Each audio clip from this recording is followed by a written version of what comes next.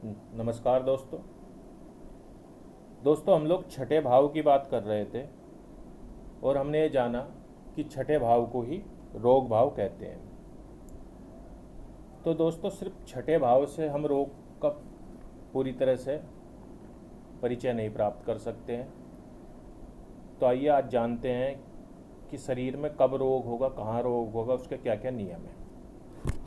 तो दोस्तों, पहला नियम तो ये है कि जिस भी राशि में कोई पाप ग्रह होगा या वो राशि पाप ग्रह से दृष्ट होगी, यानी कि पाप ग्रह की उस राशि पे दृष्टि आ रही होगी, और उस राशि का स्वामी भी यदि पाप ग्रह से युक्त है, यानी कि उसी राशि में बैठा हुआ है या दृष्ट है, तो मनुष्य के उस अंग पर व्याधि अथवा चोट आएगी जिस अंग का प्रतिनिधित्व वह राशि करती है।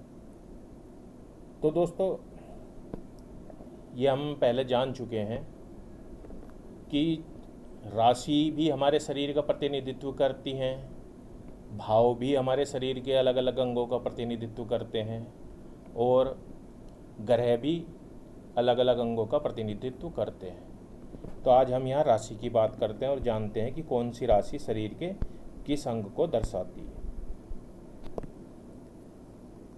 तो दोस्तों, काल पुरुष की कुंडली में बता चुका हूँ पहले कि 1 से 12 तक जो राशियाँ होती हैं वो क्रमशः जो है काल पुरुष के शरीर के विभिन्न अंग हैं।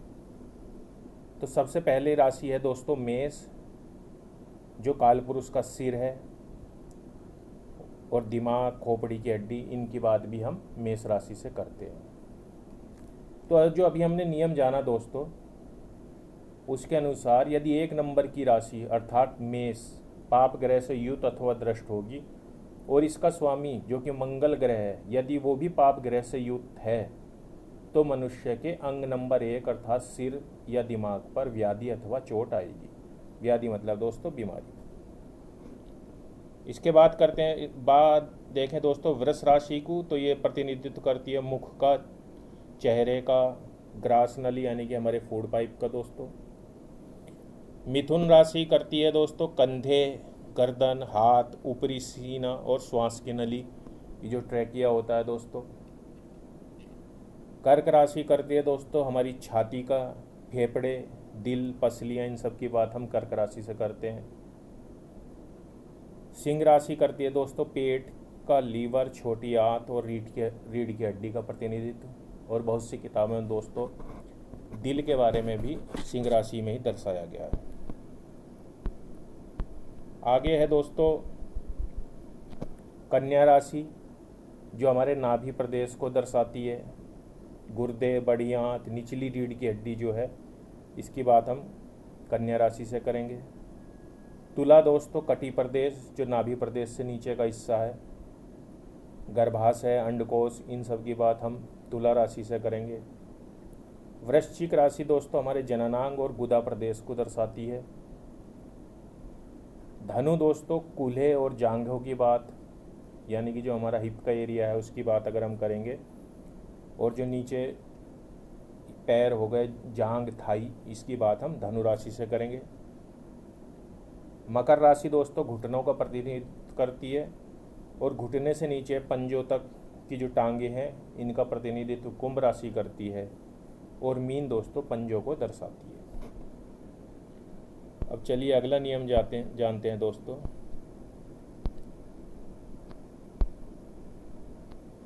तो अगला नियम है दोस्तों, जिस नंबर की राशि पाप युक्त अथवा पाप दृष्ट है उस नंबर का भाव तथा उसका स्वामी भी पाप युक्त अथवा पाप दृष्ट है, तो राशि प्रदर्शित अंग का रोग युक्त होना और भी निश्चित हो जाएगा। क्योंकि दोस्तों यह सिद्धांत है कि एक ही तथ्य को दर्शाने वाले जितने अधिक प्रतिनिधि पाप प्रभाव में होंगे उतना ही पाप फल भी दृढ़ और निश्चित होगा। तो यहाँ उस नंबर की राशि भी पाप युक्त हो गई दोस्तों, और उस नंबर का भाव भी। क्योंकि दोस्त चलिए इस चीज़ को एक जन्म पत्रिका से समझते हैं दोस्तों। ये मैंने एक जन्म पत्रिका ले है दोस्तों। ये जिस व्यक्ति की जन्म पत्रिका है दोस्तों, उसके हिप जॉइंट में फ्रैक्चर हो गया था, जिसकी वजह से उसे फिर जीवन भर लंगड़ाना पड़ा दोस्तों। तो दोस्तों यहाँ अगर हम देखें तो नवम भाव में शनि बैठे हैं, और शनि जो है दोस्तों छठे भाव के स्वामी हैं, जो छठा भाव रोग का भाव होता है। और राहु जो है दोस्तों वो छठे घर में बैठा है, जिसके स्वामी शनिदेव हैं। और ये नियम है ज्योतिष का, हम जानते हैं दोस्तों, राहु जिस भी राशि में बैठता है अपना प्रभाव उस राशि के स्वामी को देता है। तो राहु का प्रभाव भी शनिदेव पर है दोस्तों। तो दोस्तों दीर्घ रोग करने वाले शनिदेव हैं। दूसरा, राहु का मलिन और दीर्घ रोग कारक प्रभाव भी शनिदेव पे आ रहा है। और ये कुल मिला के नवम भाव पे ये प्रभाव डाल रहे हैं। आगे बात करते हैं दोस्तों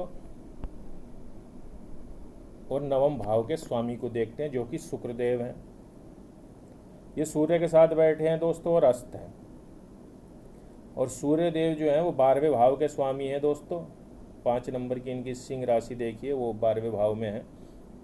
और 12वां भाव हानि का होता है दोस्तों। और 12वें भाव में केतु बैठे हैं, तो केतु का प्रभाव भी सूर्यदेव अपने में समेटे हुए हैं। इसी के साथ साथ दोस्तों शुक्र पर मंगल की अष्टम दृष्टि भी है। और शुक्र दोस्तों गुरु और सूर्य इन दोनों का ही शत्रु है, जिनके साथ ये पंचम भाव में बैठे हुए हैं। तो नवम भाव का स्वामी जो शुक्र है दोस्तों, ये भी पाप प्रभाव में है।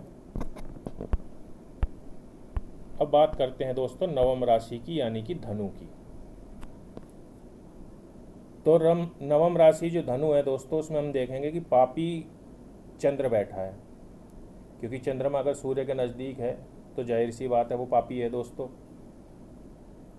यानी कि कृष्ण पक्ष का चंद्रमा है, तो एक घर पहले ही है। और मंगल की सप्तम दृष्टि भी है दोस्तों चंद्रमा के ऊपर, नवम राशि के ऊपर। तो इसलिए नवम राशि भी दोस्तों देखा जाए तो पाप प्रभाव में है। इसके बाद दोस्तों नवम राशि धनु के स्वामी गुरु की अगर हम बात करें तो पंचम भाव में बैठे हैं दोस्तों मकर राशि में, जिसमें गुरु नीच के हो जाते हैं। शत्रु शुक्र के साथ बैठे हुए हैं दोस्तों। और क्योंकि बुध सूर्य के साथ बैठे हैं तो ये भी पाप ग्रह की तरह ही बर्ताव करेंगे। ये मैं पहले बता चुका हूँ कि बुध जैसे ग्रहों के साथ बैठते हैं वैसे इनका प्रभाव हो जाता है।